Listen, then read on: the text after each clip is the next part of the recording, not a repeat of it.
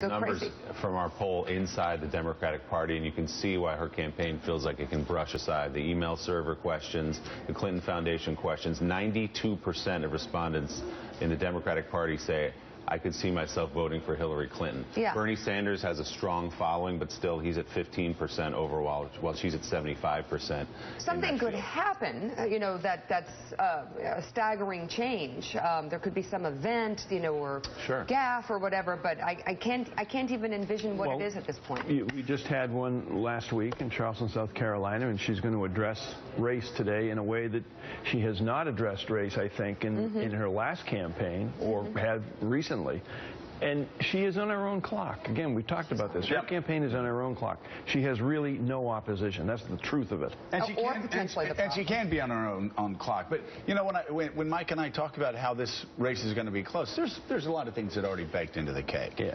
You take all of the states that Mitt Romney won, and most Republicans would say that's the low water mark. Mitt didn't have a great campaign last year.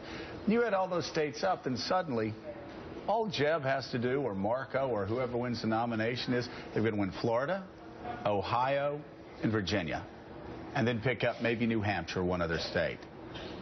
Well, Jeb's going to win Florida if it's him, and chances are good he's going to take Kasich or somebody in Ohio, and Virginia, I'm sorry, Jeb's going to win Virginia.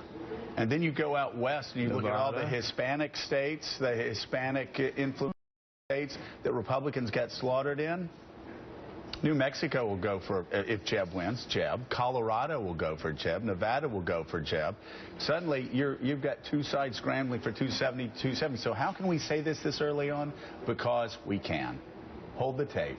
Save the tape. If it's Hillary and Jeb and they both run great campaigns, we're going to be up late election night. It's a jump ball election if it's Hillary versus Jeb. Yeah, it is. All right. Still